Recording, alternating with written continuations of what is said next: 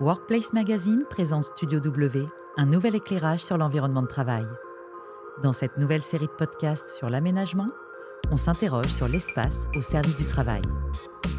Cet épisode a été réalisé avec le soutien de Covivio. Travailler, voyager, habiter pour un immobilier vivant. Précédemment, on est revenu avec Frédéric Sauvageau sur les transformations en cours liées à l'hybridation du travail et les conséquences concrètes chez Orange en matière d'aménagement. Aujourd'hui, on va s'intéresser au rôle du collectif et du management dans cette organisation hybride. Bonne écoute. Avec un retour au bureau encore timide et un collectif qui tend à se déliter, nombreuses sont les entreprises à chercher des réponses pour stopper l'hémorragie. Mais alors comment créer un collectif dans des aménagements de plus en plus pensés par le prisme de la flexibilité ? On en parle avec notre invité. Frédéric, bonjour, bienvenue dans ce nouveau podcast. Bonjour Julie. Alors, on a déjà abordé dans le premier échange la notion, essentielle selon vous, de territorialité dans les espaces de travail. Ça me fait penser au flex office, qui continue de faire beaucoup parler de lui.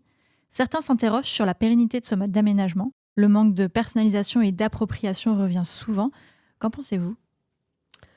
Alors, en fait, pour moi, le flex office, il est encore beaucoup pensé dans un référentiel qui était avant Covid. Pourquoi ? Parce qu'en fait, on le travaille encore beaucoup trop, de mon point de vue, sur tout ce qui cristallise, qui est autour du taux de partage et qui est autour du fait que vous êtes à 0,6, 0,7, 0,8. Enfin, et en fait, ce que l'on retient beaucoup du flex office, c'est le moins de postes de travail individuels traditionnels. Mais en fait, on pourrait aussi décider que le flex office, c'est plutôt un levier de l'immobilier pour être beaucoup plus inclusif, beaucoup plus ouvert. Et pourquoi ? Parce qu'en fait, pour qu'un flex office fonctionne bien, il faut au contraire plus de positions de travail que de collaborateurs. Mais certes, il y a moins de postes de travail individuels tels qu'on le connaissait jusqu'à maintenant. Et il y a beaucoup plus de partage de ces postes individuels, mais en soi, est-ce que c'est si important dans la mesure où beaucoup de tâches individuelles de concentration sont pour les personnes qui, bien sûr, peuvent bénéficier du télétravail et du mode de travail hybride, sont faites à domicile ou dans un autre lieu que le lieu du site d'appartenance. Donc, si on part de ce constat-là, dans les espaces de travail à l'heure actuelle, il faut beaucoup plus d'espace de collaboration, il faut beaucoup plus d'espace pour pouvoir apprendre ensemble, pour pouvoir partager, pour pouvoir se réunir. Et puis, il ne faut jamais oublier que l'hybridation, c'est aussi en physique. Et donc, même quand on est en présentiel sur site, on a besoin de petits espaces pour pouvoir mener nos visios. Et là, il y a un vrai sujet, bien sûr, de l'organisation du travail. Et qu'est-ce qui va faire que je viens sur site ? Et quelles sont les tâches ou les animations qui vont être faites sur site ? Alors moi, je ne pense pas que le flex office en soi va perdurer ou pas perdurer. Je le sais pas, je n'ai pas de boule de cristal, mais il y a eu plutôt une période où il y avait des bureaux individuels et des bureaux cloisonnés à plusieurs personnes. Après, il y a eu l'open space. De plus en plus, on parle d'environnement dynamique ou de flex office, on parlera peut-être d'autre chose. Mais en fait, quand on arrivera à réfléchir et concevoir les espaces dans un référentiel qui ne sera peut-être plus nos grilles programmatiques habituelles qu'on utilise depuis longtemps, même si on les fait évoluer, là, il y aura autre chose qui viendra. Ça ne sera peut-être pas le non-flex office, mais en tout cas, je pense qu'on est quand même dans une ère où la société est en pleine transformation, le travail est en mutation, l'hybridation, c'est un vrai sujet, et l'hybridation, c'est pas que le travail, c'est pas que les espaces, mais c'est aussi les organisations, c'est aussi des espaces un peu improbables, quand vous voyez des crèches et des maisons de retraite qui sont dans un même lieu avec juste quelques séparations. Quand on voit des espaces de coworking qui se font dans des maisons de retraite, même si c'est quelques places, quand on voit les réflexions aussi des villes pour mieux partager les ressources avec les entreprises. Tout ça, voilà, je pense que c'est des signaux faibles qui sont très intéressants à observer et qui ne signent pas du tout la fin du flex office, mais peut-être l'évolution d'un modèle, certainement. On vous connaît notamment pour votre travail et votre expertise sur les sujets d'inclusion au sein des espaces de travail. Si je vous écoute, pour vous, le flex office peut répondre à ce besoin d'inclusion? Alors oui, parce qu'en fait, le fait de pouvoir travailler, à la fois à distance et à la fois en physique de façon beaucoup plus naturelle, je pense que ça peut être un vrai levier pour, les salariés en situation de handicap. Certaines personnes peuvent avoir des difficultés pour se déplacer. Bah, le fait de pouvoir, avoir la situation, le poste, qui correspond, à leurs compétences, à leur diplôme, en pouvant le faire en partie à distance, c'est un plus. Concernant l'espace physique de travail, je pense au contraire que, si on y prête attention, il n'y a pas de raison d'être dans une stigmatisation complémentaire.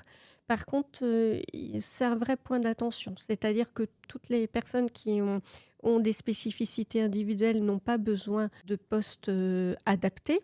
Bien évidemment, il y a des spécificités qui nécessitent une vraie adaptation du poste et là, on continuera bien sûr à adapter les postes.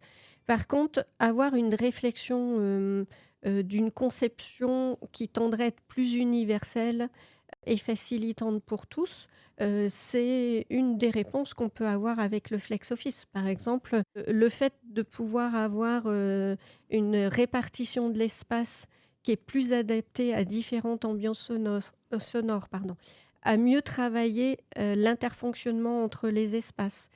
C'est par exemple répondre, à des besoins d'ordonnancement logique que peut avoir quelqu'un qui a un trouble du spectre de l'autisme. Travailler sur les contrastes, travailler sur la couleur, là aussi, ça peut répondre à des besoins personnels. Si on travaille mieux la signalétique et que la signalétique, on y prend bien les codes, de toutes les spécificités en termes de signalétique inclusive, on ne se pose plus la question de savoir, pour quel pourcentage de personnes on la réalise comme ça. On l'a fait de fait. Si on décide que, les machines à café, on les met à maximum 130 centimètres du sol, les monnayeurs, on ne se demande plus pour quel pourcentage de personnes on le fait.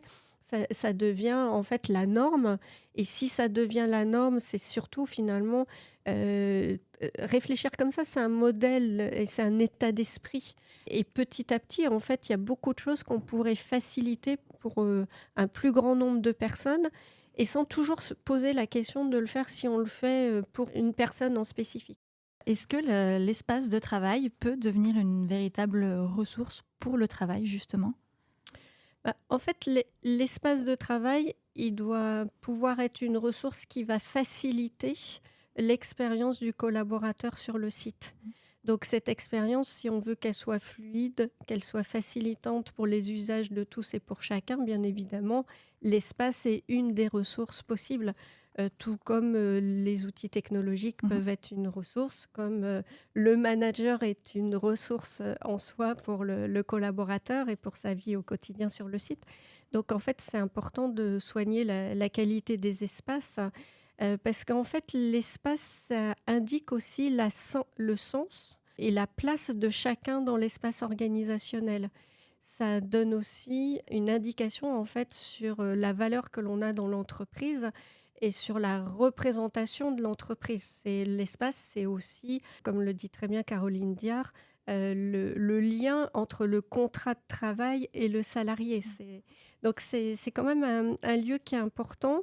C'est un lieu aussi où, comme le dit Delphine Minchella, il peut y avoir la lutte des places. Donc on ne se rend pas toujours compte, mais l'espace, il va vraiment avoir un indicateur en fonction de sa conception sur le comportement, la façon d'agir. Parce qu'en fait, c'est à la fois un marqueur d'équilibre et d'équité. Et donc chacun doit y trouver sa place et il doit se sentir à sa place. On voit bien que cette conception d'aménagement, on ne peut pas la faire dans un mode de standardisation identique pour tous. Ce n'est pas juste des espaces et des tables. Cet espace, il a un rôle, il va avoir une influence. Il va permettre aussi la productivité, qui est quand même un des mots d'ordre de l'entreprise, hein, et il va favoriser ou pas cette productivité. Donc oui, l'espace, c'est vraiment le lieu où on va pouvoir trouver ses repères, c'est le lieu où on va pouvoir créer des relations, on va pouvoir ou pas se l'approprier. Est-ce que ça peut l'être également pour les managers ? Alors, oui, parce que en fait, pour les managers, l'espace, c'est un réel outil. L'espace, il peut permettre en fait de répondre à son projet d'équipe. Un projet d'équipe qui, bien évidemment, doit pouvoir être travaillé avec ses équipes. L'espace, en fait, et notamment la déspatialisation, c'est un vrai enjeu de gestion en fait pour le manager. Alors bien évidemment, ça change beaucoup de choses parce que le fait que tout le monde ne soit plus tous les jours en présentiel, vous n'avez plus d'un point de vue managérial le fait de pouvoir voir la personne, de pouvoir éventuellement surveiller ce qu'elle fait. C'est le fait aussi que d'un point de vue collectif de travail, vous n'êtes plus les uns avec les autres systématiquement. Donc tout ça, ça s'anime. Mais au contraire, pour le manager, c'est aussi une façon de revoir en fait l'importance du présentiel et comment ce présentiel va pouvoir s'organiser. C'est travailler aussi sur, par exemple, le contenu des réunions et mieux connaître les objectifs. Est-ce qu'il est important ou pas d'être tous ensemble ce jour-là, ou est-ce que on garde certaines réunions à distance? Est-ce que c'est tout à distance, ou est-ce que c'est à la fois à distance ou à la fois en physique? Mais ça veut dire que le manager, il va prendre un rôle plus d'animation du collectif. Un rôle aussi peut-être plus autour du care, c'est-à-dire prendre et prêter attention, bien sûr, à certains collaborateurs qui pourraient se retrouver isolés du fait d'être à la fois à distance et à la fois en physique. Alors, isolés soit volontairement, soit involontairement, mais du coup avec un mal-être. Donc, c'est le manager du care. C'est le manager, bien sûr, un peu chef d'orchestre de cette animation de collectif, de rituels qui donnent envie de venir sur site et qui font sens, en fait, de venir sur site. Donc ça, c'est aussi des points qui sont importants. Ce qui fait que, par exemple, il y a 2-3 ans maintenant, on avait réfléchi à un laboratoire d'innovation managériale pour lequel on a fait travailler une vingtaine de managers. Et on a fait réfléchir ces managers Orange aussi sur leur propre rapport à l'espace. Parce qu'en fait, pour que l'espace soit une ressource, il faut aussi se poser la question individuellement de et moi, mon rapport à l'espace, est-ce que je connais le ou les lieux de travail qui sont mis à ma disposition? Est-ce qu'ils permettent en fait d'atteindre les objectifs avec mon équipe? Est-ce que je connais les espaces qui sont dans le bâtiment? Parce qu'on parle souvent aussi de mutualisation et de partage, mais on a un peu tendance à le réduire à l'échelle de son propre quartier d'équipe. Si on va un peu plus loin, on est à l'échelle de l'étage, mais on a encore du mal en fait à être dans une mutualisation à l'échelle du bâtiment. Et pour autant, le bâtiment offre souvent beaucoup de ressources et de solutions d'aménagement différentes. Et donc, connaître et avoir connaissance de la palette d'espaces mise à disposition, ça peut permettre aussi de travailler sur cette ressource. Voilà, tout ça, c'est des points importants qui font que oui, pour le manager, l'espace est bien également une ressource. Ce qu'il faut peut-être avoir en tête par rapport à l'avant-période pandémique, puisque l'espace était déjà bien sûr une ressource avant, c'est que cette période, elle a accéléré quand même de nombreuses transformations. Et donc l'espace, c'est un peu la dernière couche du millefeuille, comme je le dis souvent, à la fois pour les managers qui ont déjà beaucoup de transformations à mener en même temps, et puis bien évidemment pour les collaborateurs, parce que c'est un peu le dernier élément qui se transforme. Et quand je dis le dernier, c'est pas en ordre chronologique, ça peut être parallèlement à des transformations métiers, des transformations organisationnelles.